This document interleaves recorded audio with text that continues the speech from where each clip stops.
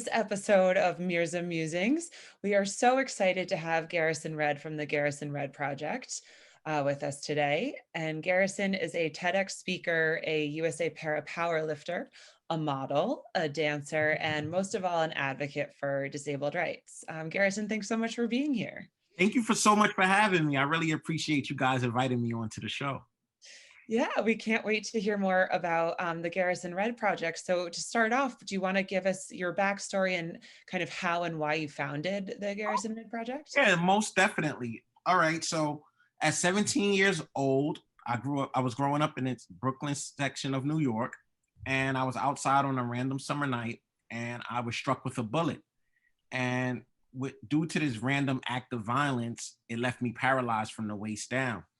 And when I was injured, being 17, there's a lot of different things that go through your mindset. You know, you're very young, you have your whole life ahead of you, and now you're living with a new body, and you don't know about, what it is to live with a disability. You never really encountered anybody with a disability. So, my mother was like my foundation. She's my rock. And she basically said, no one's going to feel sorry for you. This is like day one of being in the hospital. And I was in the hospital for 11 months. So wow. She started early. She said, no one's going to feel sorry for you. Don't expect people to have sympathy or empathy for you. And you have your whole life ahead of you. So you're going to make the most out of it. And, once you graduate from high school and leave this rehabilitation center, you have 6 months to go to college or find a job like everyone else. So nothing's going to change. And so I went off. I worked at the IRS for 6 years. Well, after I graduated, I got my bachelor's in finance. Then I went to work for the IRS for 6 years. And while I was working at the IRS, one day I woke up and said, I'm way too cool for this. Like, not the job for me. And I do not want to be behind a computer for the rest of my life. So after I, had that manifestation, then things just started strangely happening. And it just happened organically, such as I ran into my godfather, who I haven't seen since my injury. And this probably was like 8 years in. And he's like a big time clothing designer. And he's like, I need you to model for me. So I'm like, I never seen anybody in a wheelchair. At the time, I never seen anybody in a wheelchair that was a model. Like I go to, tons of stores, see tons of billboards, but you never seen anybody in a wheelchair that was on the billboards and stuff. So you have no people typically in chairs really didn't have anyone to aspire to or someone to be like everybody wants a Michael Jordan, or Wayne Gretzky or whoever you want to be like, you have a role model. So with that said, I'm like, yeah, I took him up on his offer. I started modeling, and the reception I was getting was great. Like people was very, very like happy. And not only disabled people, but able-bodied people was like, we need more individuals with a disability out there. We need inclusivity and equal rights and all of those things. So one day I said, you know what?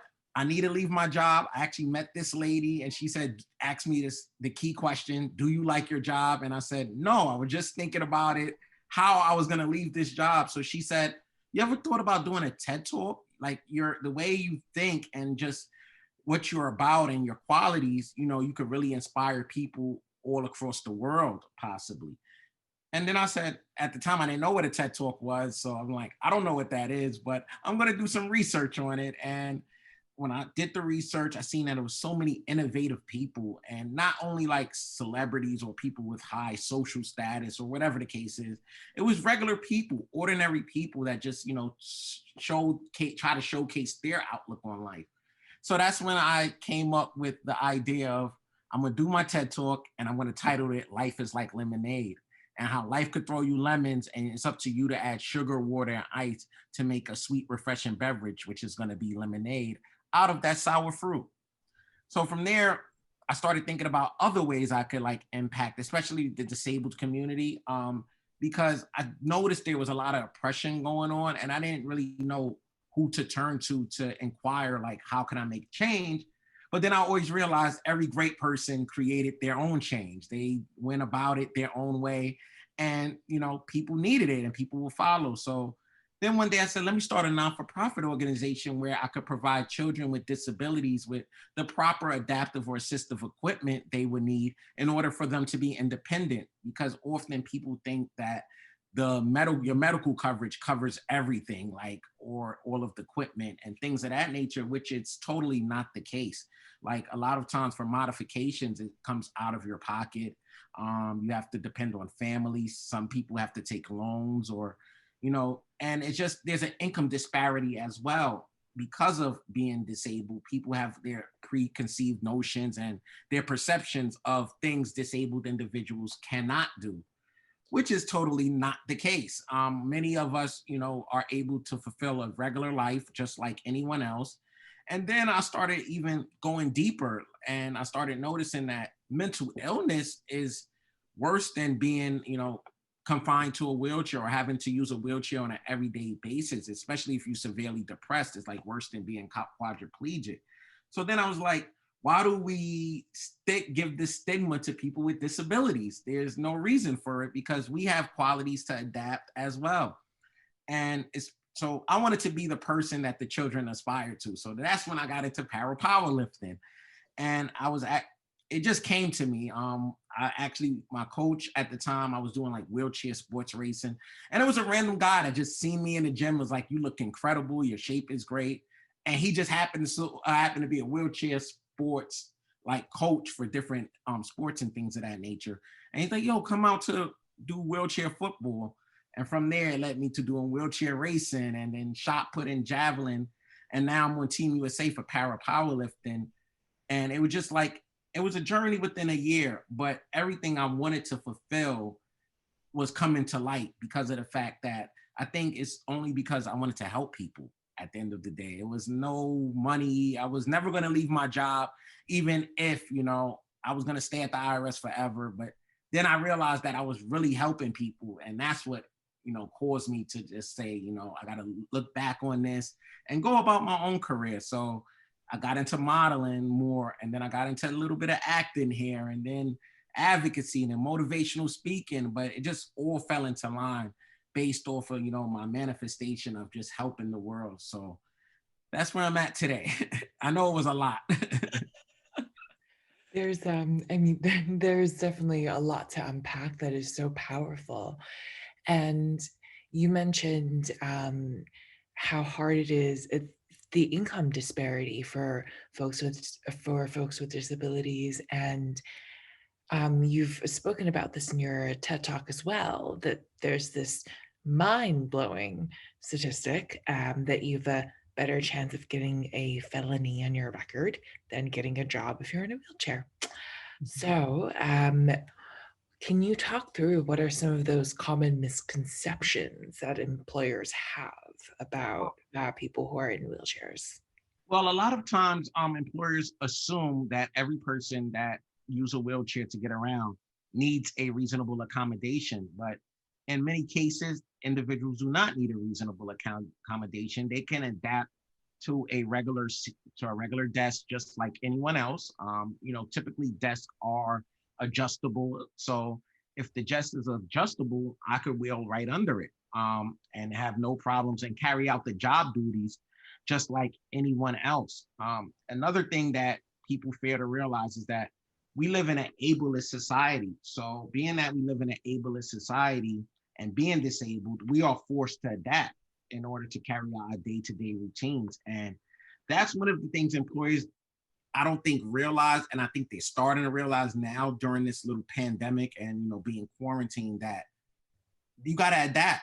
And by the way, having a disability forced us to adapt. So like, even with this pandemic, it was just like another day for me, because it's just another way I have to adapt to what's the new norm, because I have a new norm from when I was an able-bodied person walking and running around to having to use a wheelchair on a daily basis. So it's all about adapting, and people with disabilities have that quality, which can be an asset to pretty much any company in this world.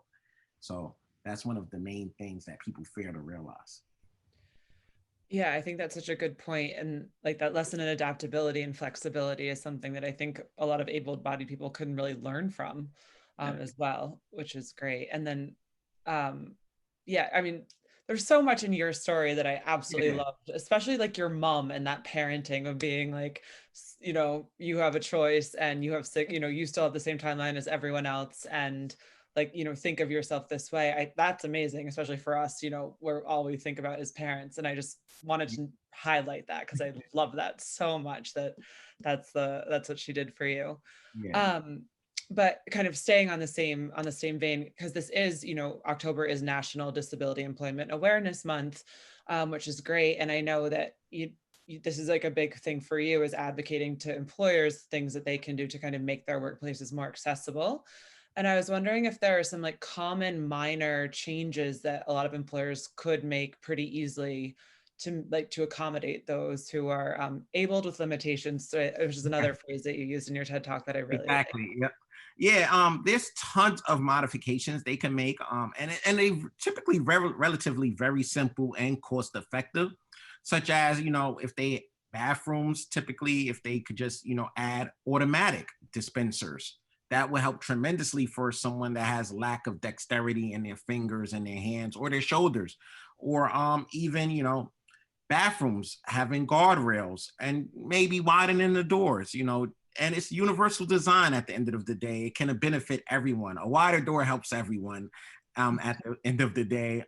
Then there's other modifications they can make, such as using adjustable tables and adjustable desk and things of that nature than to use a fixed desk, because, you know, some individuals' chairs are bigger because they're a taller per people, and not everybody's the same size or same height, even though we are sitting for most of the time. There's different dimensions that go into the chair size, obviously. So if, you know, everybody had an adjustable desk, and then it will benefit able-bodied people as well, because not everybody likes a fixed desk where they have to, you know, possibly bend their neck or raise their neck too high. You know, everybody has their preferences. So those are some minor tweaks that can actually be very, very impactful for individual able with limitations individuals.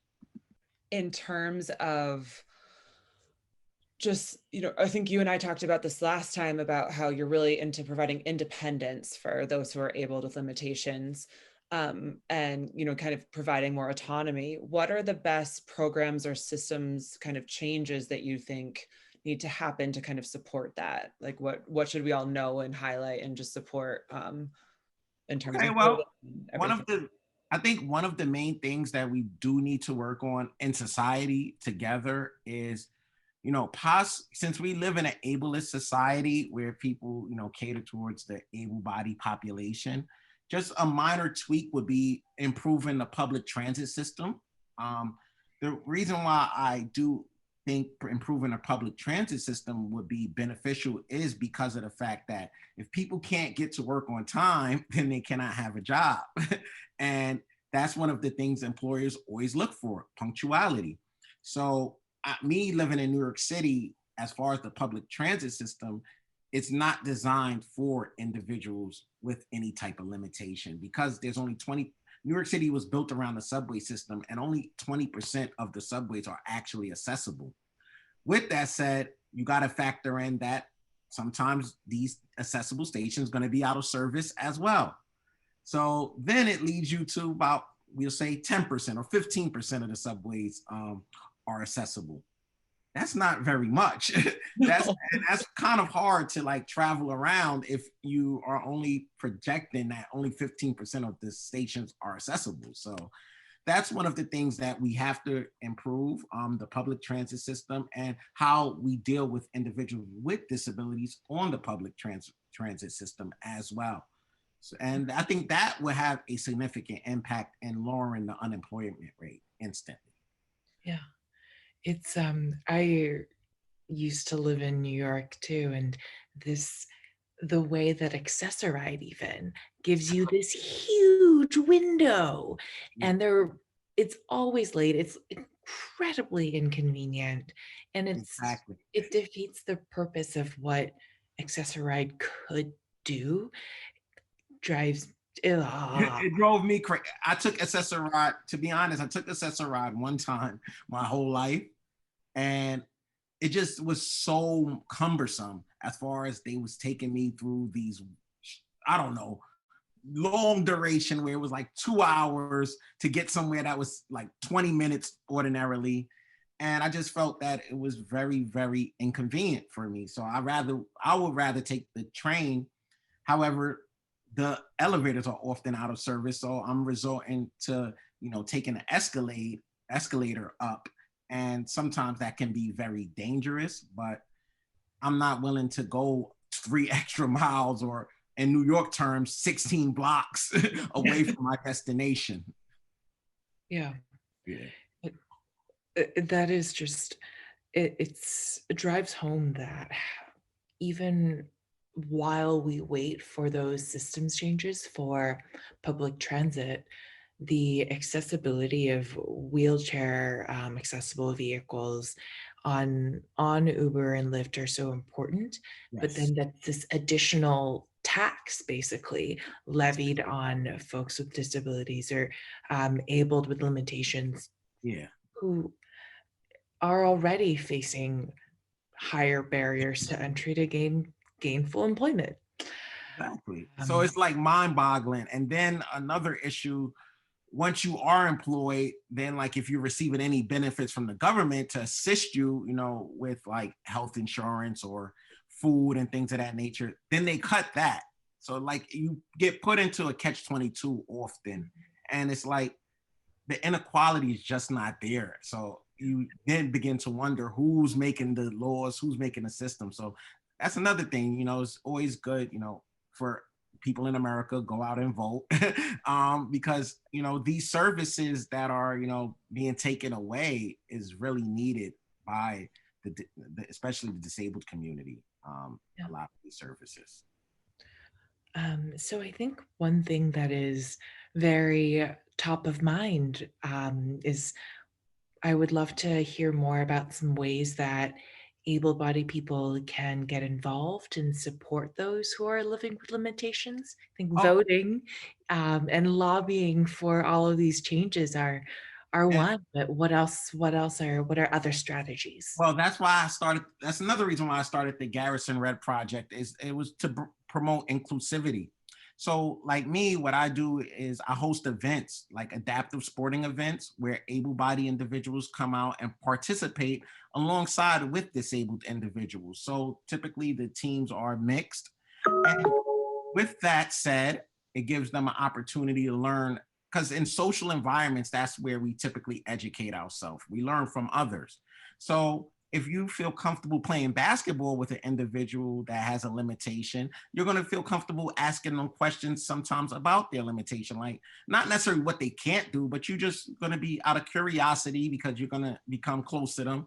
You're going to ask them questions like, can you do this? Or how do you drive? Just, questions that you're curious about. And once that person is, a colleague of yours or an acquaintance or a friend, then it just creates a better environment. So now when that person goes on a job interview, you might have the knowledge because you participated with another individual, doing wheelchair basketball or javelin throwing, whatever the case may be. That they aren't limited to working. They are able to communicate and carry out all the job duties that is expected of them. So I create inclusive events, and I think more and more inclusive social events will actually raise more awareness than anything. Yeah, I think that's such a good point. I completely agree. I feel like that's like right up your alley, Saran, because Saran is a huge power lifter as well. And I feel like would be all about getting right in there. Yeah. I would love inclusive powerlifting events. That sounds amazing. Yeah, CrossFit, we do a lot of adaptive CrossFit events where we just modify the workouts for the individual that has a limitation, depending on what their limitation is. Often if the individual is like, for instance, an amputee, they may have less limitation than someone that has a spinal cord injury, but I just adapt the workouts for them. So everybody can do it. That's what inclusivity is about. Everyone being able to do something. Yeah. And it really is that piece of being in the same space and building that relationship and that comfort to be able to actually speak and ask questions and talk to talk to each other and build Yeah, that just understanding. A while ago, um, couple friends and I had this thought of why isn't VR being deployed in this way to actually build better empathy, and it just build if there's a way to build in inclusivity and accessibility into just CAD design and allowing people to really experience as architects are designing cities and building transit systems, making that top of mind and actually being able to see as I'm designing how wide my hallways are going to be, having that layered in is just so important. Not our startup, but someone should do that. But if you think about like even with children, like young children that typically have to use a stroller or something of that nature to get around, the mother and father with inclusivity and with universal design, it helps them as well. Now, I see it all the time, usually ladies like struggling pulling a stroller up the stairs or needing help to get their stroller up the stairs or whatever the case may be. And if that stair wasn't there, then she would be able to carry out, whatever she was doing with no assistance. And I just use women because that's what I see in New York City, like just coming up the train, but guys as well, like, if they have their stroller for their child or whatever the case may be, it just will help them. So it's all around universal design. It could benefit everyone in so many different ways. Mm-hmm. Yeah, Absolutely. I think that's where the indent in the sidewalks come from. The Curb cut, yeah. Yeah, it started because sidewalks need to be accessible for folks in wheelchairs, but it's so useful for parents with strollers, for if you're pushing a grocery cart, if for cyclists that probably shouldn't be on the sidewalk, but are anyway.